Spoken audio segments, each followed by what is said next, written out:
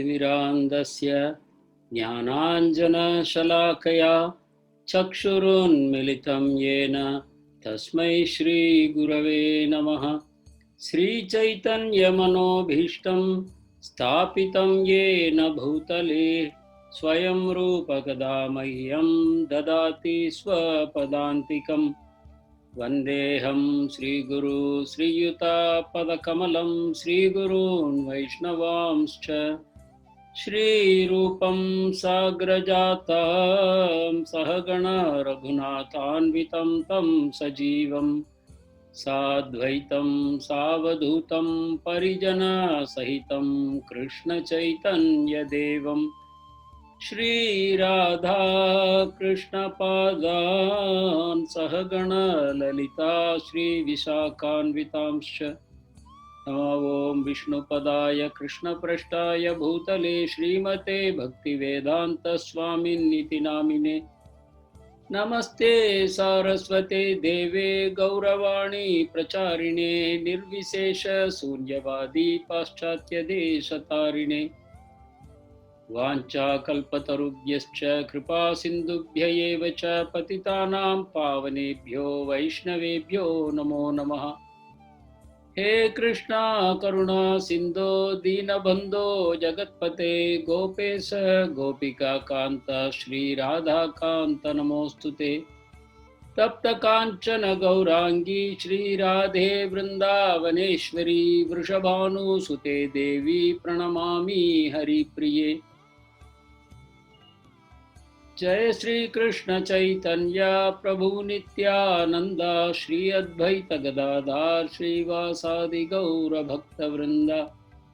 Hare Krishna Krishna Krishna Hare Hare, Hare Ram Ram Ram Hare Hare.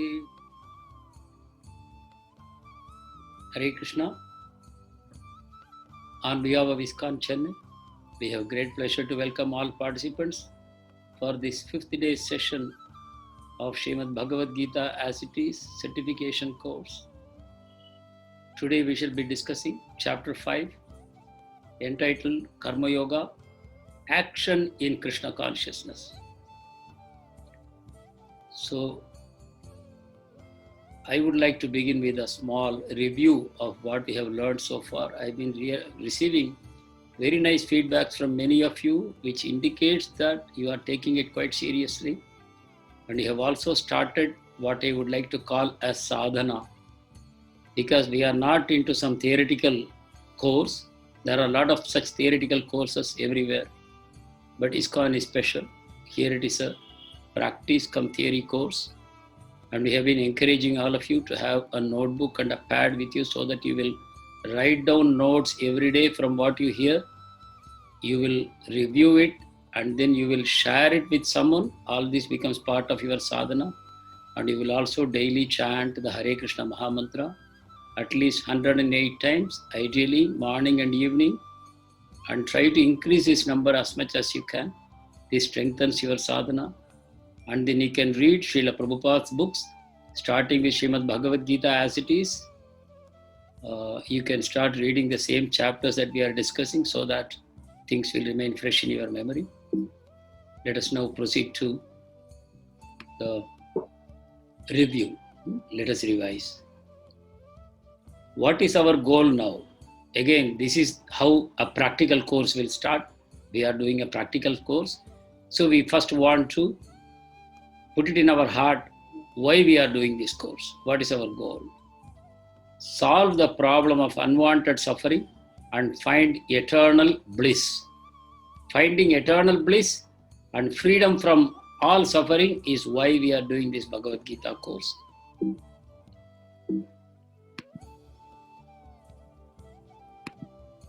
Why are we suffering? We want to solve the problem of suffering. Why are we suffering? Due to reactions of sin. So our suffering comes from reaction of sin. We have done something wrong and we are suffering the results of that. Let us be clear about it. Nobody else is responsible for our suffering. So we don't have to deal with our problem outside. We have to deal with it inside. What is sin? Sin is the result of acting in ignorance. As simple as that. Once you remove ignorance, your sin goes. But as long as you remain in ignorance, your sinful actions continue. The correct understanding is, as long as I am in ignorance, whatever I do is sin. It will be a little difficult for many of you to digest. Ignorance. So, what is ignorance? Not knowing the true self and God. We have to know who we are, who we really are, and who is God, and we have to know the relationship. Not knowing it is ignorance. So, what is the goal of human life again? To realize the self through transcendental knowledge and end suffering as a result of that.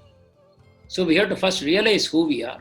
For that, we need transcendental knowledge. What is this meaning of transcendental? This word means something which is beyond material knowledge. In the whole universe, by using our mind, senses, and our material intelligence, all the knowledge we gather, they are called material knowledge. But within this material creation, everything is suffering. We will come to know in future lessons. But it is suffering. So we need to know a knowledge which is beyond material creation. So we say it is transcendental knowledge. What is transcendental knowledge? Knowledge available only with God, because God is beyond material creation. God is the creator. He is in material creation also, but he also exists outside it. So this knowledge has to come from God himself. Dharmam tu sakshat bhagavat pranitam. So all kind of transcendental knowledge has to come from God only, not from any human being. So what or who is the self? We said self-realization. We need self-realization. Now we come to that. What is self-realization? What or who is the self? What is not the self? Soul is the self, not the body. Body is a dress. The relationship is something like a car and the driver. We are the driver, not the car. We are not the dress. We are the person inside. We are not the body. We are the soul inside, which is driving the body. And who is the soul? It is part and parcel of God. Eternally, his loving servant. So we are all part and parcel of Krishna, and we are his eternal loving servants. Obviously, we have forgotten that, and so we are suffering. Body and bodily designations are not the self. The body we see in the mirror is not us. Similarly, bodily designations, Hindu, Muslim, Christian, Jew, Parsi, or Indian, American, Chinese, young, old, educated, uneducated, rich, poor, all these are bodily designations. Color of the skin, all these are bodily designations. Caste, bodily designation. We are not any of these things. We are the soul. Soul's designation is, it's a loving servant of Krishna, as simple as that. What is the main benefit of self-realization? Permanent freedom from miseries of this world by entry into Vaikuntha. Once you know who you are, and you know you are a part and parcel of Krishna, and you become his loving servant, he is just waiting to take you back into Vaikuntha. So this is, the Vaikuntha is eternal, full of knowledge and bliss. What is the source of this knowledge? Again, we have already asked this question, again revising. Supreme Lord Krishna himself is the source of this knowledge. How to access this knowledge? Krishna is the source of this knowledge, and Krishna is beyond this material creation. How can I access this knowledge? From bona fide scriptures revealed by God. So God reveals through scriptures into this world. Bible also says God and Word. Bible uses the word in Genesis. It says, in the beginning there was God. Then Word was with God, and Word was God. This is how Genesis starts in Bible. So Word and God. Word is the sound vibration that is actually coming from God, and that is God. So bona fide scriptures are the sound vibrations emanating from God. In another class we saw it is the breath of God, God's breath. And so the bona fide scriptures come, and how they reach us? Through bona fide Guru Parampara. So I use word bona fide scripture because somebody cannot just write something and say this is scripture. No, Scripture comes from God. They are all revelations. Our Puranas, our Itihasas, our Vedas, our Brahma Sutra, all these things are bona fide scriptures. And through the Guru Parampara, and the Guru Parampara also must be bona fide. In the last class we saw 4 Paramparas, of which Brahma Madhva Gaudiya Sampradaya is one of those. So through the Parampara only we should get this knowledge. Okay, how to identify a Guru? First I will say how a Guru should not be identified. They should not be identified by their theoretical knowledge and impressive presentation skills. I can also add magical skills by which they can perform some illusion tricks and they can impress people. But none of this is the criteria. None of this is the criteria. Maybe if they can lift the Govardhan hill on their left hand little finger, maybe we can believe them and hold it for 7 days and nights. But otherwise, none of the tricks should make you so impressed that you will say, oh, this person is my Guru or he is God. Okay. So, the Guru is one who executes his Guru's instructions in his life with concentration and focus. He has no other goal except to implement the Guru's instructions. Such people are equipoised. They are not disturbed by happiness and sorrow, failure and success, pleasure and pain, nothing. They are unattached to material nature and they engage in performing duties for God's pleasure, not for their own pleasure. They have no selfish intentions. So what should I do now? Last question again, practical question. What should I do now? I leave it to you as your homework. So I just put homework there. Let us find out what we should do now. Because after attending the class, I just go about my normal life. Then I am missing the point. The entire purpose of the sessions of Bhagavad Gita is to change our life. There has to be a change. There has to be a transformation. How the transformation will come? If I go on doing what I am doing now, I will go on getting what I am getting now. It's simple. Nobody can change it. After listening to the class, if I remain the same person as before, my results will also remain the same. I have to start taking action. That's why I have put it as homework. I am sure all of you know something to start with. I am so glad to receive so many feedbacks from many of you that you are all chanting, which is wonderful. Hare Krishna. Now we will get into today's session. So in the beginning of the 5th chapter, very interestingly, Arjuna asked the same doubt he asked in the 3rd chapter. What he is asking? After hearing Krishna glorifying jnana and renunciation, but asking him to fight, Arjuna is confused. Because Krishna is saying jnana is very good, renunciation is very good, and Arjuna is understanding jnana means just sit and meditate, and when you get the transcendental knowledge, then you have no action. Krishna said, a jnani has no duty to perform, he has no actions. And similarly, renunciation. Renouncing all action means I just sit quietly, go to the forest and just eat some roots and fruits and remain there in meditation. So he is confused. Why Krishna is asking me every time to fight? Right from 2nd chapter onwards, Krishna's aim is to somehow make Arjuna fight. But he is talking and glorifying jnana and renunciation. So he asks, Krishna, which is more beneficial to me? Renunciation of work in knowledge or work in devotion? This is the question Arjuna is asking. Should I work in devotion, which means you are instructing me to fight. Should I fight? Or I would rather go for transcendental knowledge and renunciation. Once I get knowledge, I will renounce. So where is the need to fight? So Arjuna is very focused on avoiding the fighting because he doesn't want to kill his relatives, his brothers, his well-wishers, gurus, etc. So here, some of the terms are important. I would like you to note down and meditate on these terms. One is Shreya. He is asking, what is Shreyas for me? The other opposite of Shreyas is Preyas. Please meditate on these two terms. What could be the difference between Shreyas and Preyas? And how are we working now? How are we living now? Are we living for Shreyas or for Preyas? What could be the different results we will get if we live for Shreyas and for Preyas? Please meditate on that. Second is Karma Sannyas. Karma Sannyas is renunciation of work. In your understanding, what is renunciation of work? Of course, in the remaining sessions, remaining slides, you will get the answers to these things, but be alert to receive these answers. And ultimately, Karma Yoga or Buddhi Yoga, what could it mean? Work in devotion, what could it mean? So these answers we will get today.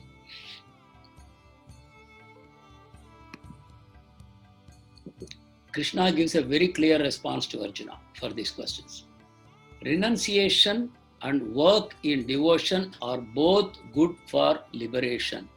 The word liberation in Sanskrit is called moksha, mukti. So liberation means one of three things.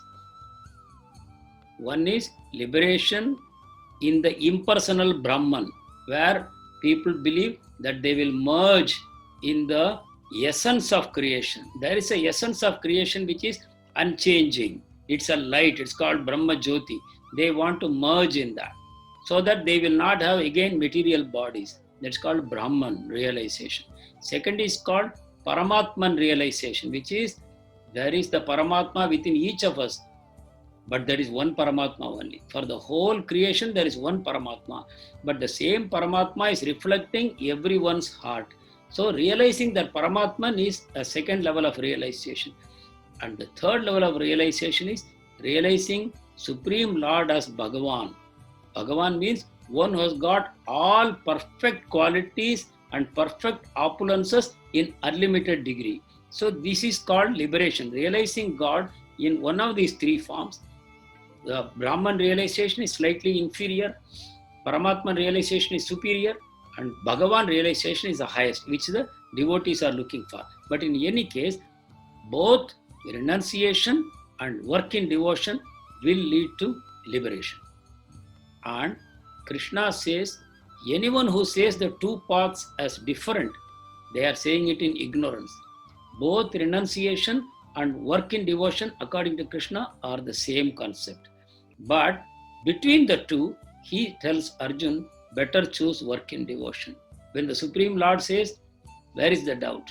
Supreme Lord is recommending, go for work in devotion, not the jnana or renunciation. Why? Easier, quicker, sure path.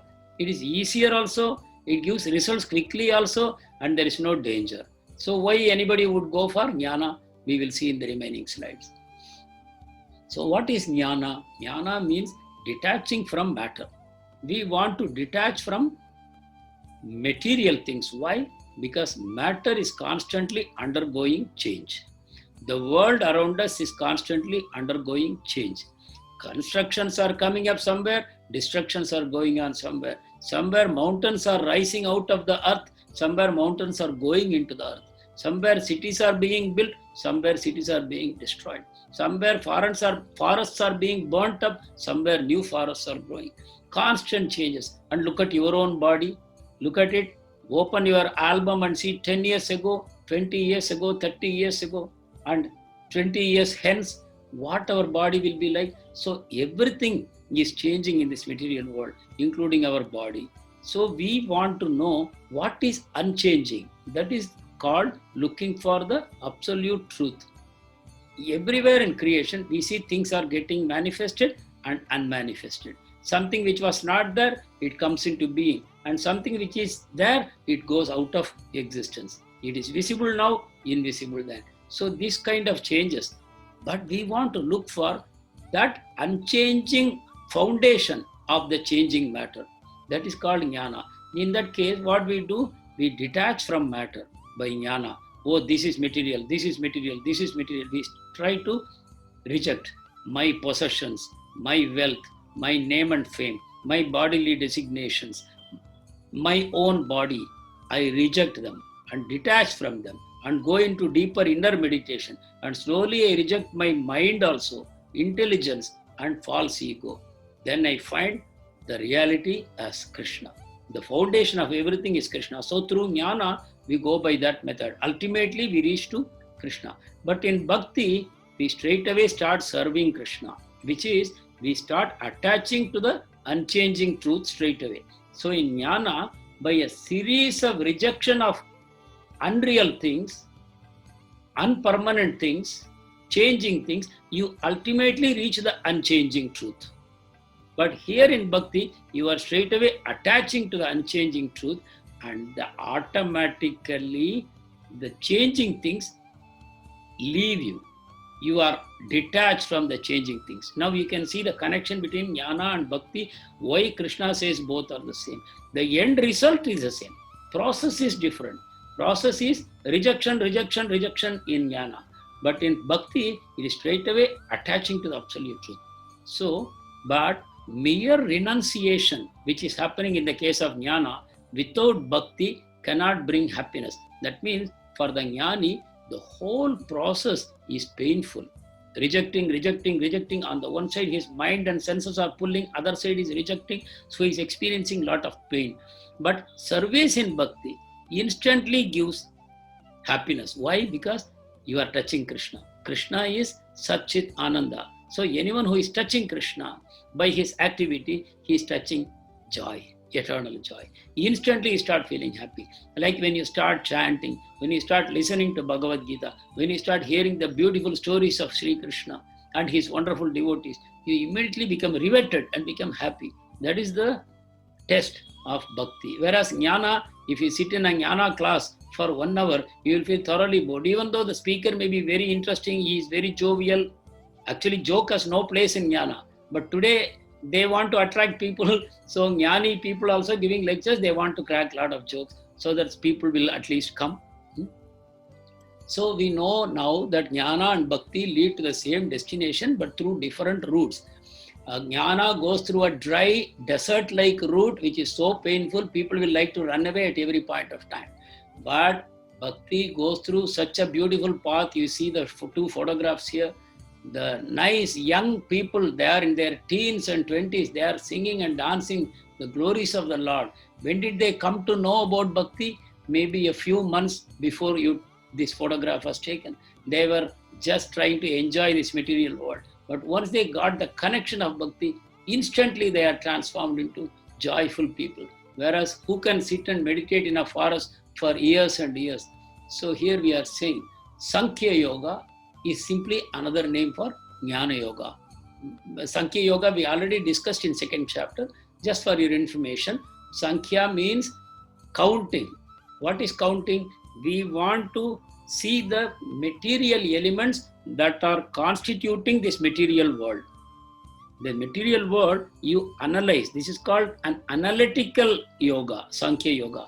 You analyze the material world into its constituent parts, so that you are looking for the unchanging. It is like peeling the onion. You go on peeling the onion so that you want to know what is at the center, the real thing. Similarly, Sankhya Yoga goes on separating temporary things from this material world, so that finally it can go for the essence, Advaita. It can go for the ultimate essence. That's called Sankhya Yoga. It's a process of mental speculation, dry mental speculation. Through that, they go on rejecting na iti, not this, like that.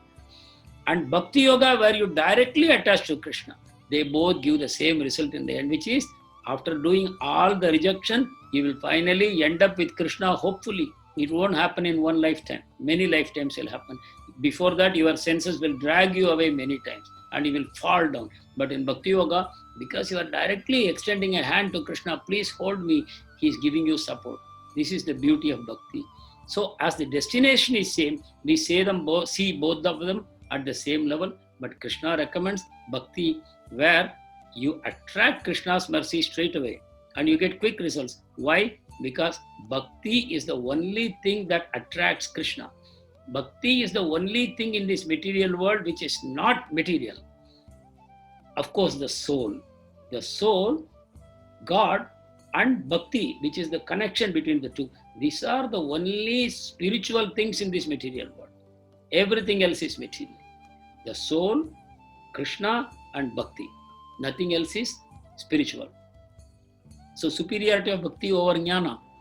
Jnana is basically transcendental knowledge. What is that knowledge? I am not the body, I am the spirit soul. But do you think it will work? You have been attending this class for several weeks now. You already know we are not the body, but we are souls. But are you able to experience it in your life? If I pinch you, will it not pain? If you are hungry, I deny you food, how long you can carry on? Or if you are thirsty, or if you are feeling the call of nature, how long can you resist? So we have a theoretical knowledge that we are not the body but soul, but we don't have experience of soul separately from body. We heard a lot of principles, but we haven't experienced it. So we need sadhana. So jnani needs sadhana to purify his contaminations. What is a contamination? Material contamination. That so many lifetimes of living in the bodily consciousness. So he has to get rid of that. So that purification is required. Till that time, no practicing jnani can go for renunciation. Why? Because his senses are still powerful. Still senses are pulling him in so many directions. How can he sit quietly without any action? We saw earlier Krishna was saying he is a pretender who says, I am a renunciate or a jnani, when his mind is already dwelling on so many sense pleasures. He is externally wearing saffron and trying to impress people with his nice lectures, but inside his heart is dwelling on material sense enjoyment because of premature renunciation. That we should not do. So he cannot purify, and it cannot lead him to liberation. But if you act in bhakti, process of inner purification starts instantly. The moment you say, I am going to work for Krishna, my properties are not my properties. They are all Krishna's properties. Renunciation is already done. My family is Krishna's family. I am simply a servant. My bank balance belongs to Krishna. I am just here to manage as a trustee. So the moment you come into bhakti and you accept Krishna as your master and yourself as a servant, and all your possessions are the property of Krishna, renunciation is already done, and so beautifully. Because the moment you renounce in favor of Krishna, his reciprocation will embrace you in all directions. So the purified soul in bhakti is ready to enter into Krishna's wonderful pastimes, which we'll see about it in future classes. So attachment to Krishna and detachment from matter are the same. So when you attach to Krishna, your detachment is done from all elements of matter. We will go into some more interesting details. How, when you do bhakti, matter gets converted into spirit. This is a beautiful thing, because this matter, this material world where we are living, is also an energy of Krishna. Not that this matter is different from Krishna. This material world has been created by Saturn and spiritual world has been created by God. Some religions have a lot of confusion. They think Saturn is also very powerful. Even though God created Saturn, but Saturn has become so powerful that God cannot control him. So we should only be careful like that. It's not like that. We say Maya Devi, what they call Saturn. And this Maya Devi is actually an energy of Krishna. And she is a servant of Krishna. And whatever the so-called suffering we face in this world, the main intention is somehow to turn us towards Krishna, where we get eternal happiness. The intention is not to put us through suffering. The intention is to end all our suffering. Our suffering is coming because of our attraction to material nature and envy of Krishna. We want to be away from Krishna. But Maya Devi's aim is to somehow reconnect us with Krishna in love. That is what is going on. So you can see attachment with Krishna is bhakti, detachment from matter is jnana. But see how beautifully the same goal is achieved by bhakti in a much better way. Again, I want to give you a little flavor of Karma Yoga. Here we said Karma Yoga chapter heading in Krishna consciousness, activity in Krishna consciousness. So I want to talk about different kinds of activities. I will quickly skip, but you will get the point. There are some people who don't want to do any duty out of selfishness and laziness. They are in Tamoguna, the worst guna. They will suffer a lot because they will take many lifetimes to come into knowledge. It is quite possible that they will go down, degrade themselves into animal existence also. Avoiding duties out of selfishness and laziness is the worst thing that a soul can do. Secondly, engaging in prohibited actions for sense pleasure. So 1 and 2 are very much related actually. Here, something is prohibited. You should not drink, you should not commit murder, you should not steal, you should not cheat. These prohibited actions, you should not engage in illicit sex. But all these things somebody wants to do because it is giving sense pleasure, called vikarma. So this is not good.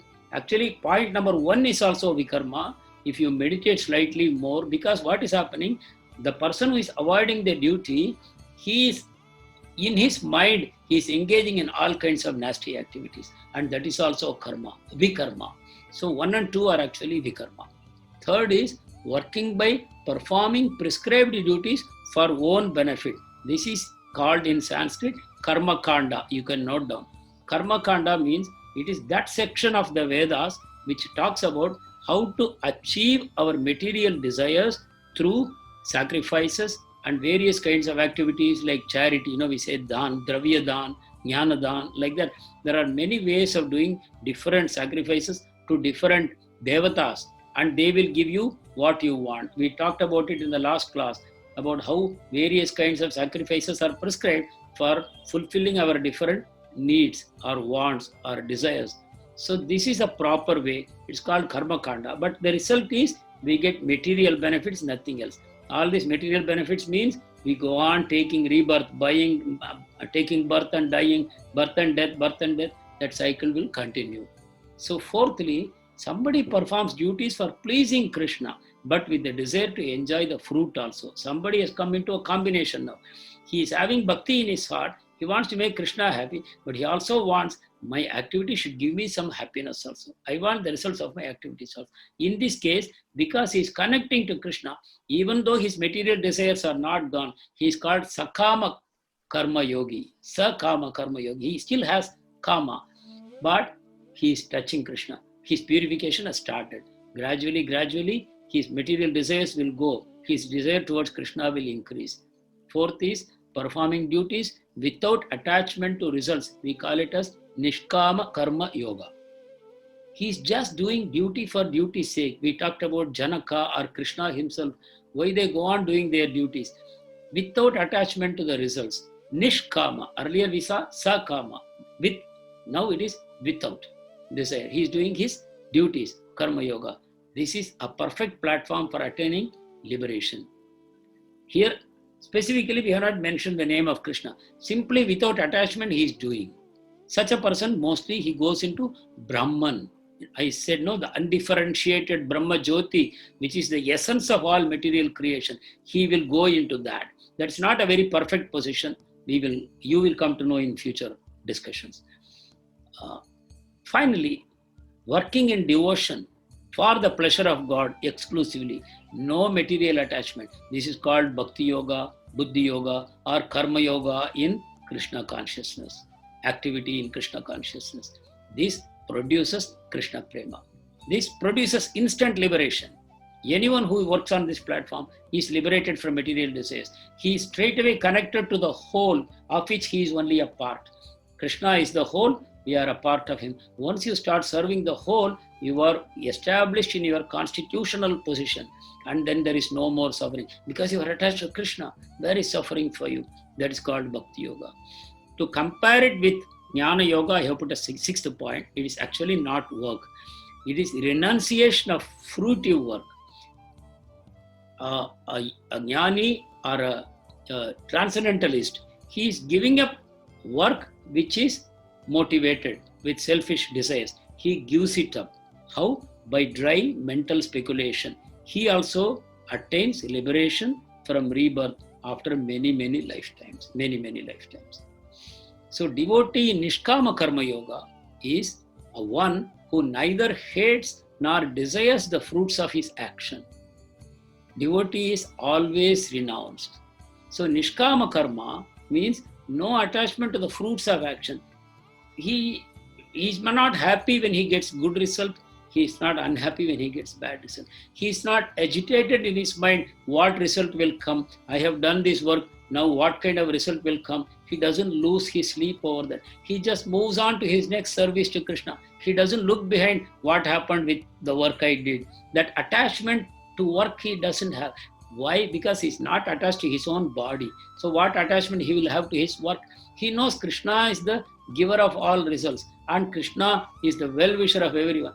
So the devotee is automatically renounced from material results, material actions, and material body also.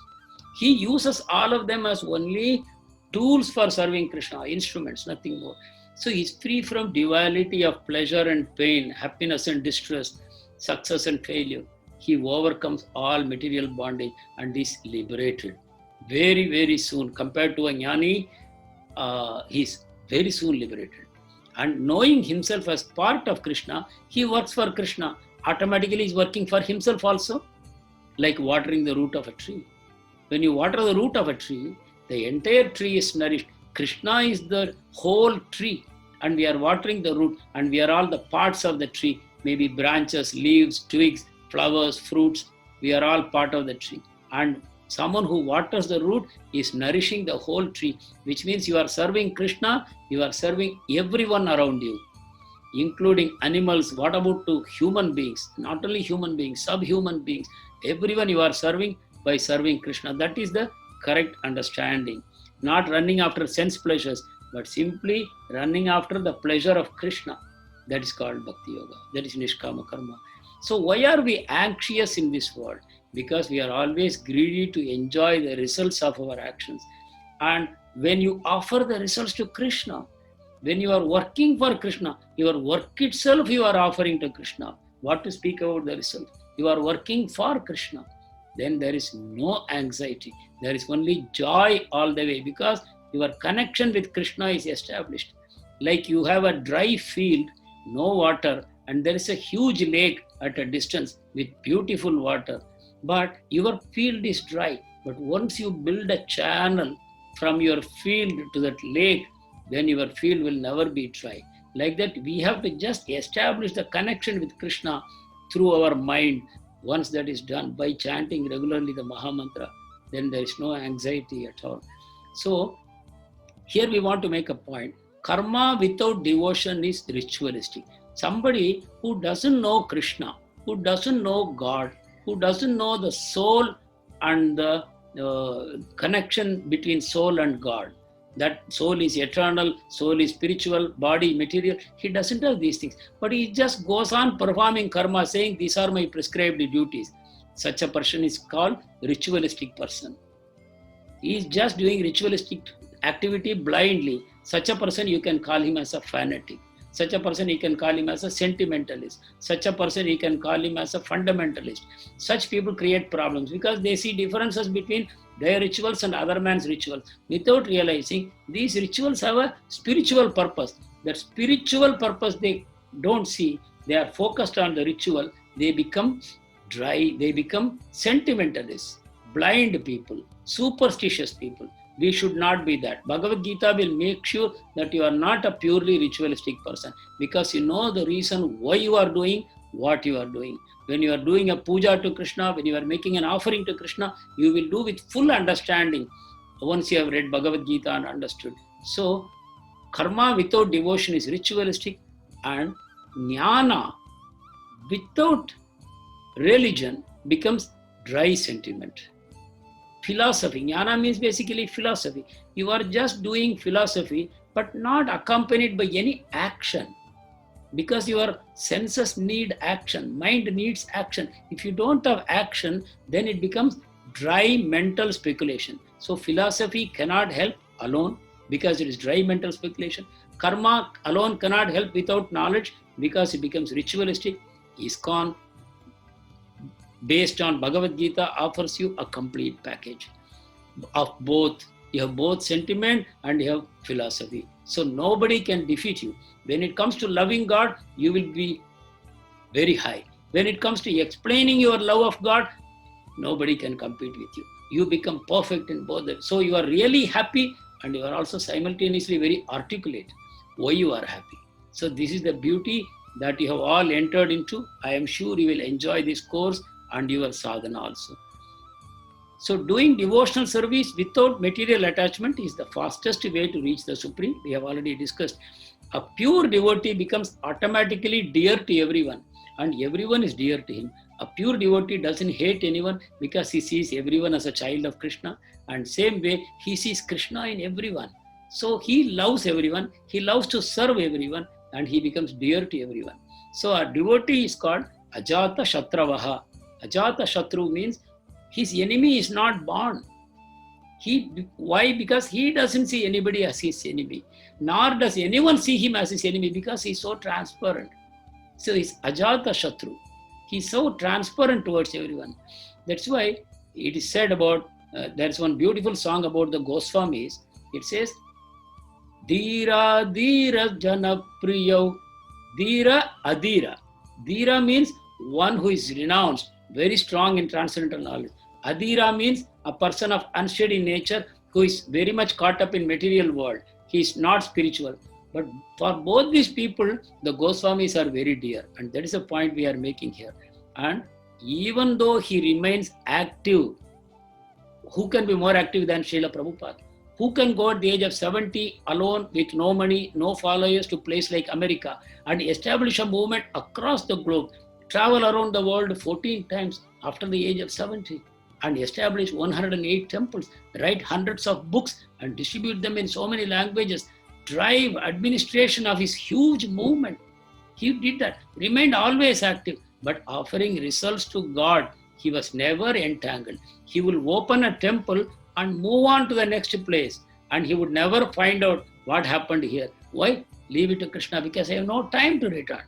I have no time. I have to move around the globe. So many temples he visited just once, some he did not even visit also. But he established all these temples as a service to Krishna. So they remain like lotus leaf on water. The lotus leaf and water, they don't touch, even though the lotus is right there on water, but the water doesn't touch it. Same way, Srila Prabhupada lived in this material world. All his activities are performed in this material world, but he was never touched by the water of material world. He remained untouched. This is the nature of a devotee. A devotee is not touched by matter. Rather, the matter that touches a devotee becomes spiritual. Because the devotee is always seeing, how can I use things in the service of Krishna?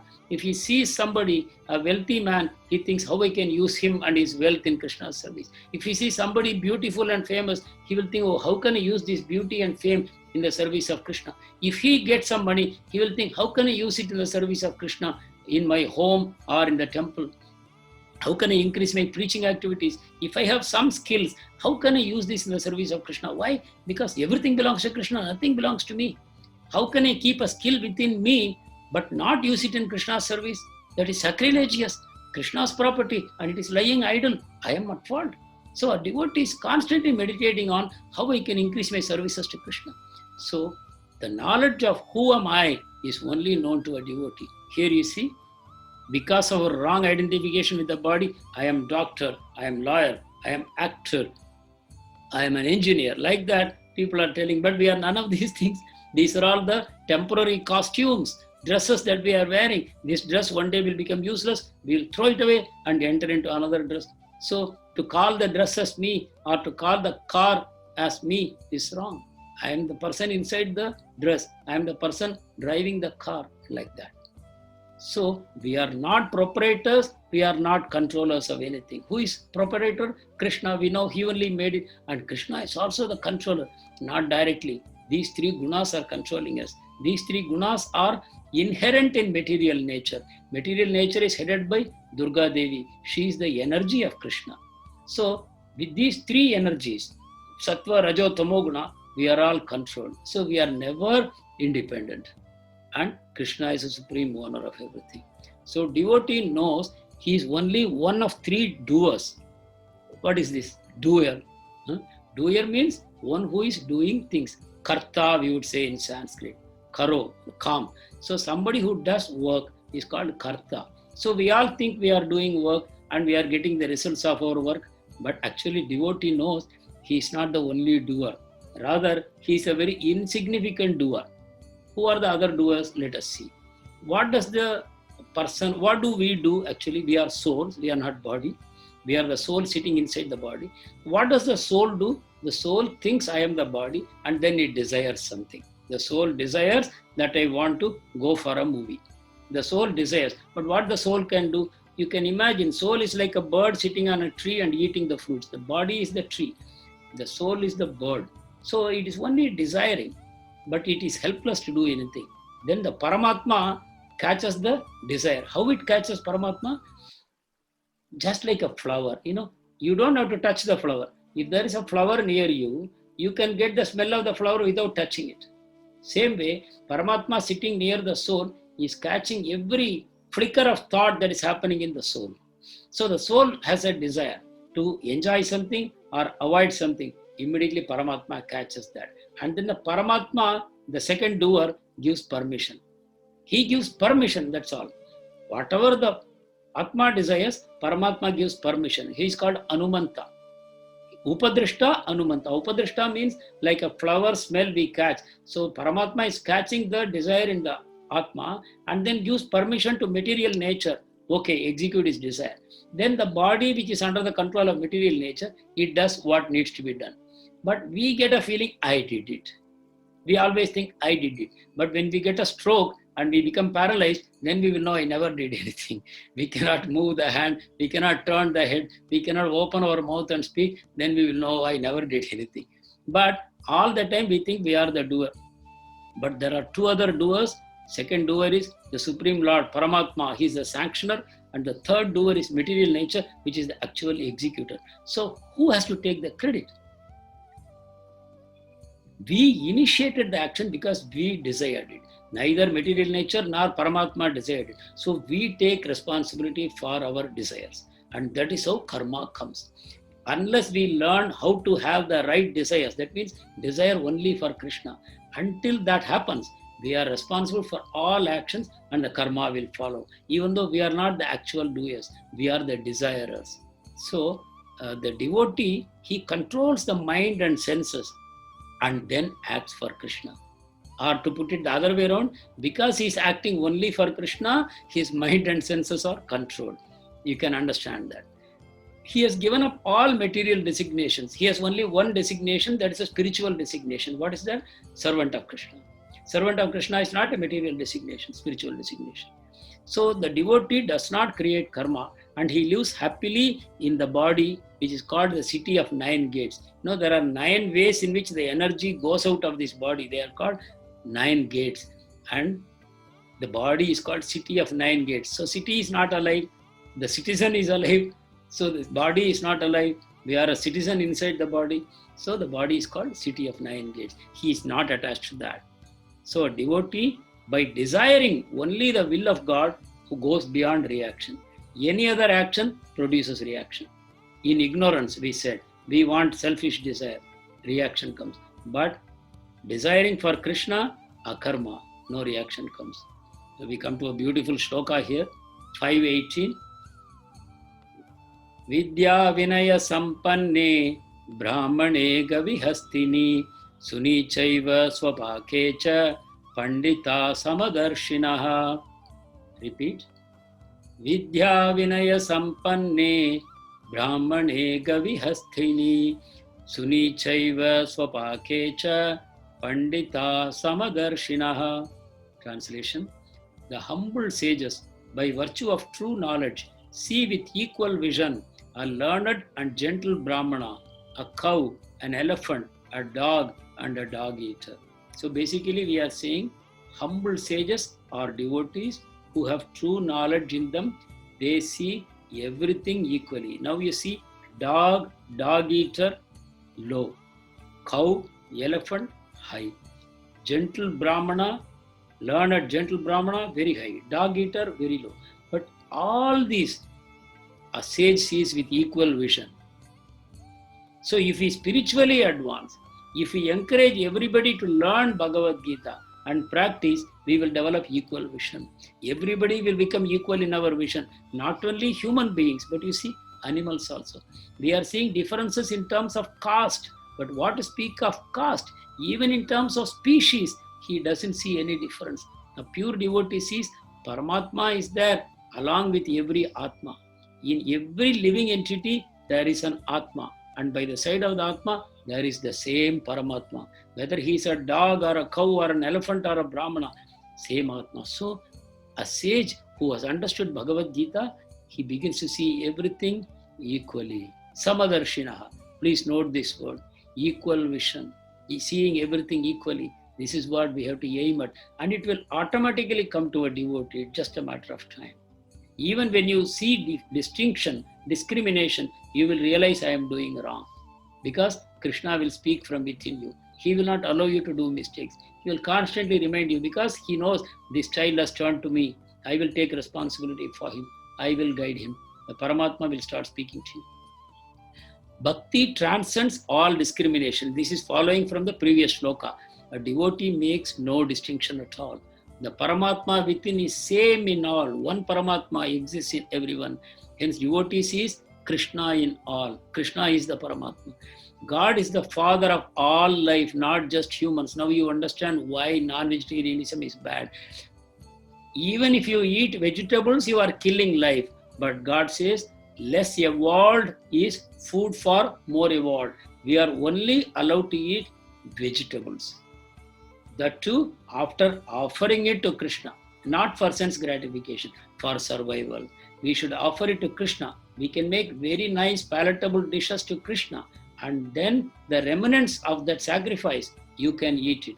It will not produce karma. You have to feel gratitude to Krishna for giving you all these things. Actually, Krishna is giving all this food to us. Not only that, the food you eat is also Krishna. The food you eat is Krishna. The giver of the food is Krishna. The person who digests that food is also Krishna. The person who distributes the nourishment to your body is also Krishna. Your body is Krishna. So actually, it's so exciting to know more and more about Krishna. So he is the father of all. We have no business to cause violence unnecessarily to anyone. Thus, true religion, not secularism, leads to true equality and non-violence. I hope by now you all agree how religion is important for true equality. This will never come under our politicians, because politicians don't have equal vision. They always want to create division among people, and they want to benefit out of this division. But religion will actually bring everybody together. Not only people of all castes, but people of all religions will come together once they come to know Bhagavad Gita. So everyone needs to propagate Bhagavad Gita. This is real social work. I hope you all will agree by now. Devotee engages his senses in God. So devotee senses don't run towards material sense enjoyment.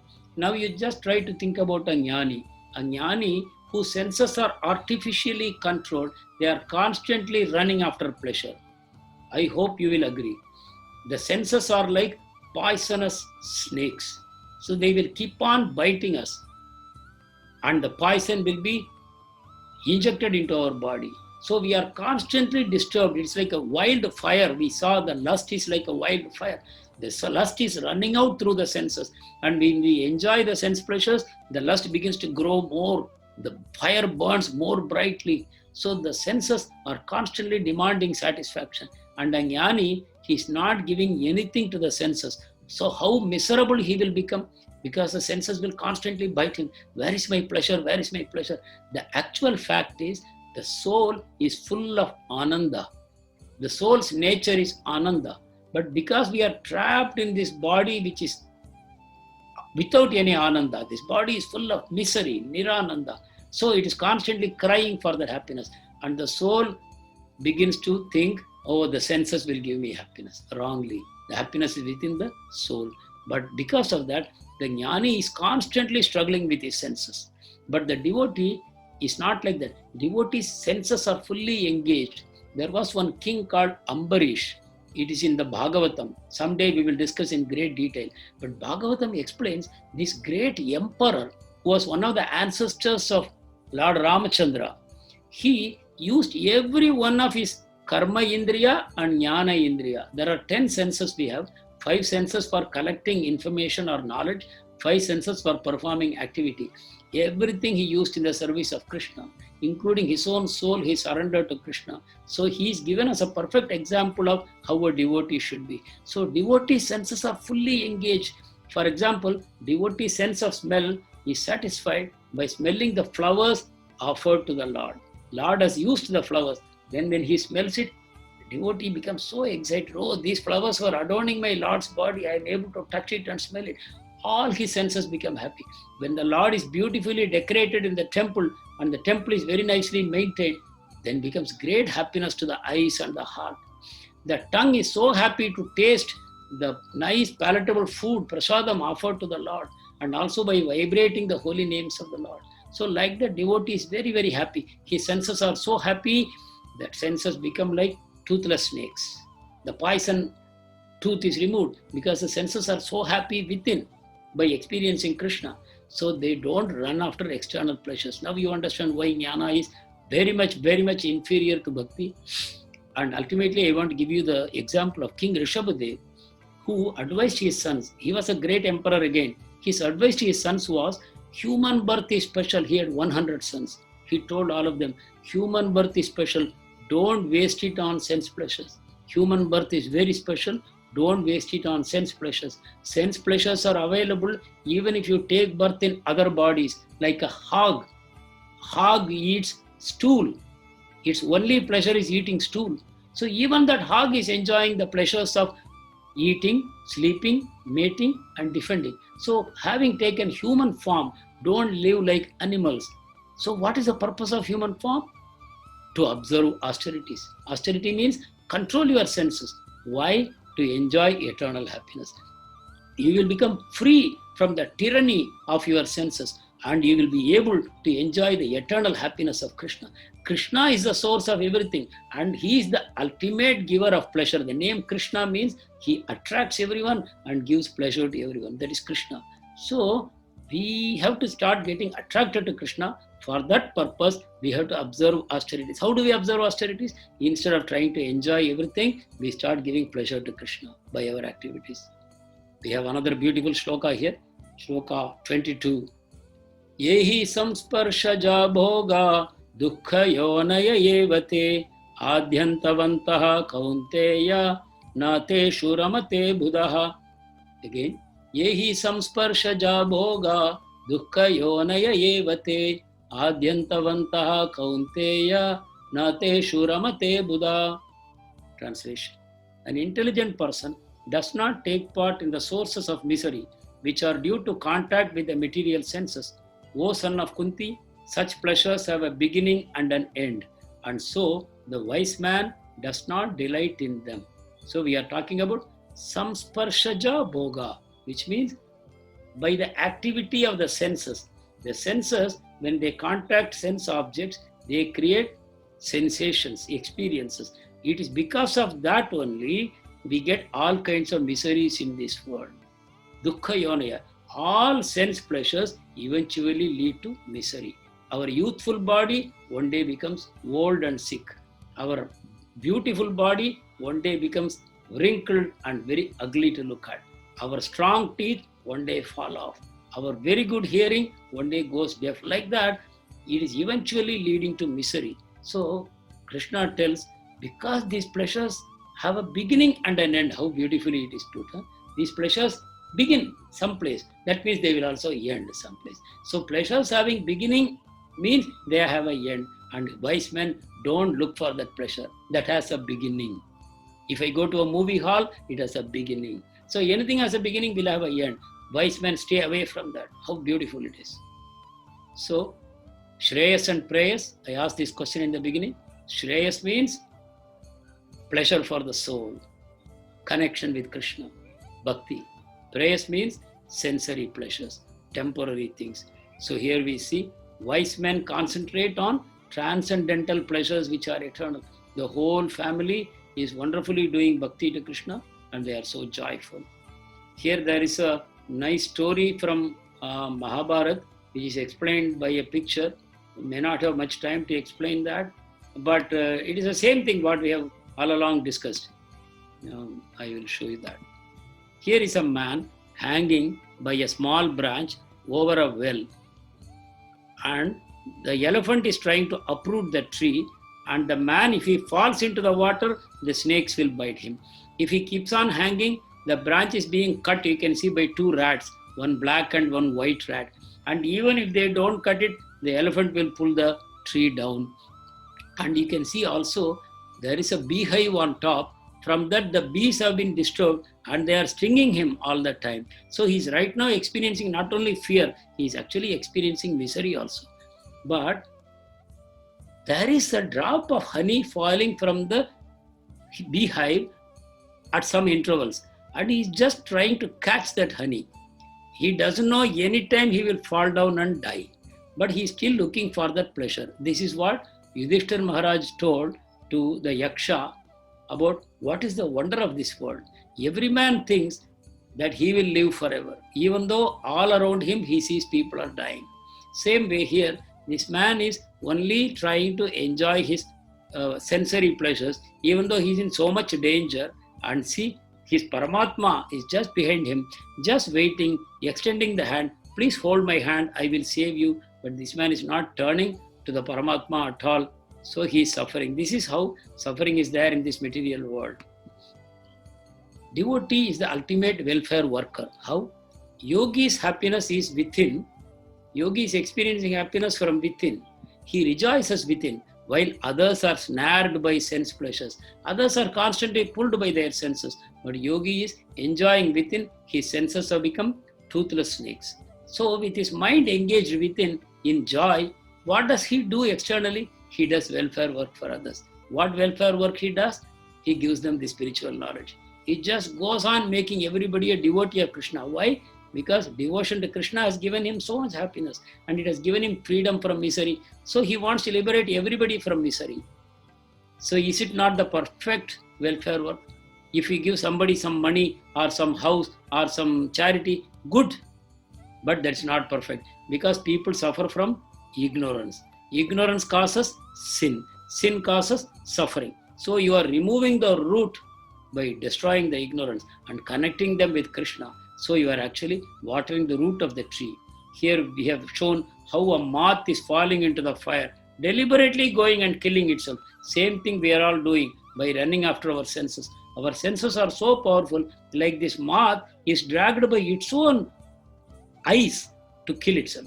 So each of our senses are powerful to kill us, destroy us. But we have to turn them towards Krishna. Then they become our friends. Our own senses and mind become our friends. So devotee personally maintained by Krishna.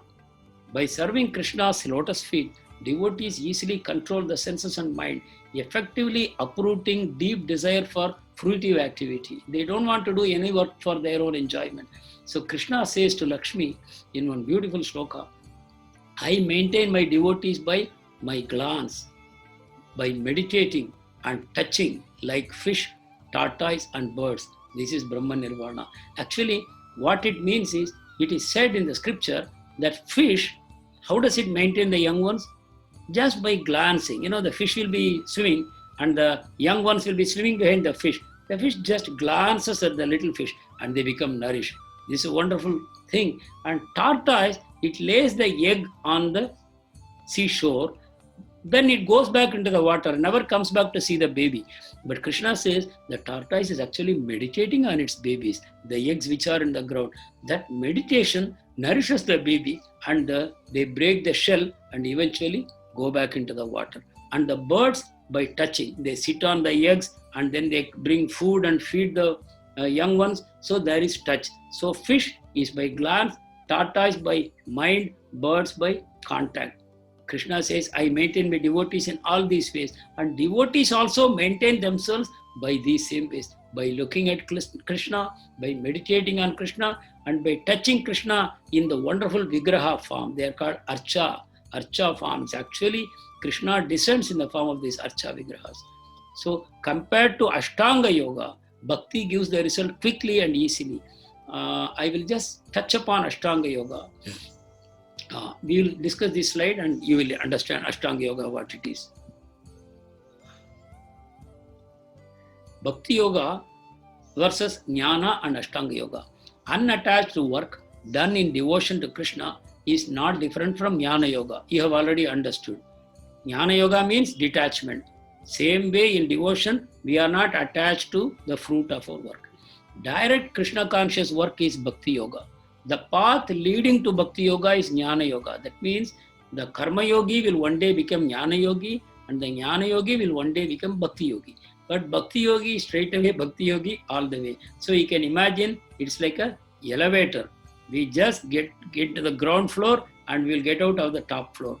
Whereas the Jnana Yogi or Karma Yogi are like the steps, circular staircase by which they will eventually reach after a long time. So we know what is better. The ultimate result of Ashtanga Yoga, now we are talking about Ashtanga Yoga. What happens in Ashtanga Yoga is Samadhi. Ashtanga Yoga consists of 8 steps. After completing 7 steps, finally you reach Samadhi. You first start with Yama Niyama. Yama Niyama are basically do's and don'ts. You have to do, that means discipline. Ashtanga Yoga means starts with discipline. You cannot go straight away do asana and pranayama. It will not work. First you have to create discipline. Then you have to go to asana, then pranayama, pratyahara, dharana, dhyana, samadhi. That samadhi stage is one where your mind is totally absorbed in the object of your meditation, which is happening to a bhakta right away. Bhakta in all his activities, he is absorbed in Krishna. So what Ashtanga Yogi will eventually achieve, only when he reaches Samadhi, he becomes really happy. Till that time, he is struggling. But as a devotee, he is straight away absorbed. So the more we advance in Krishna, more we become free from Maya. So Krishna is impartial to all the souls. Our progress only depends on our practice, our effort. We come to the last shloka of this chapter, which is a beautiful shloka. This is called the formula for peace. Srila Prabhupada says, we will read 529. Bhoktaram yajna tapasam sarva loka maheshwaram suhridam sarva bhutanam jnatva mam shanti mrichhati. Again. Bhoktaram yajna tapasam sarva loka maheshwaram suhridam sarva bhutanam jnatva mam shanti mrichhati. Translation: a person in full consciousness of me, knowing me to be the ultimate beneficiary of all sacrifices and austerities, the supreme lord of all planets and demigods, and the benefactor and well-wisher of all living entities, attains peace from the pangs of material miseries. So Krishna declares here in this shloka that Arjun, please understand that you can get peace only by knowing me.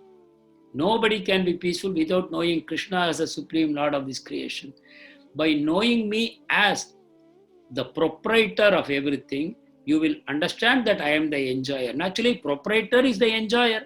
So Krishna is the proprietor. So Krishna should be the enjoyer of everything that is done here. Sacrifice means all kinds of work and all kinds of tapasya. The beneficiary is Krishna.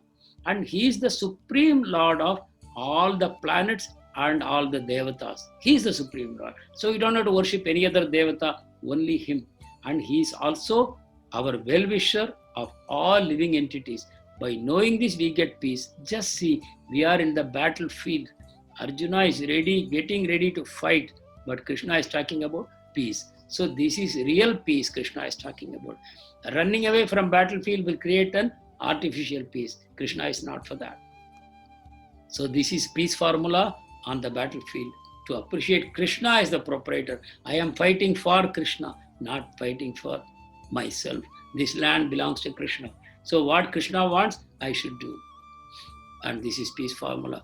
Krishna is the proprietor, Krishna is the supreme enjoyer, Krishna is the controller. Once we accept this, we get peace. Same thing I have elaborated here. When you see the PowerPoint, you will be able to read them in greater detail. We have already discussed all these points. So, how to easily achieve this realization in this age? We will touch upon Chaitanya Mahaprabhu. Every time we are trying to touch about Chaitanya Mahaprabhu because he is a merciful incarnation of Krishna. The more we think about him, more we become purified. He is Krishna only in the form of a devotee. So we are talking about how to achieve this realization of God in this Kali Yuga. This age means Kali Yuga. What do we do? Let us see this. Chanting. Let us chant with the mala. That has 108 beads. Starting from the head bead, you have to move the beads towards yourself. One round completed means 108 times I have chanted. Then you turn the mala around, again start from the head bead and continue to move the beads towards you. And we go on chanting Hare Krishna, Krishna Krishna, Hare Hare, Hare Rama, Rama Rama, Hare Hare. The second important process is association of devotees. How beautiful. You are all sitting in your homes and I am sitting here, but our association is still going on. So this is how beautiful association of devotees is. So let us increase our association through, even though it is online now, let us increase that. By reading the book also of Prabhupada, you are associating with devotees. So with this, we come to the end of this session. Thank you very much. Hare Krishna. Thank you.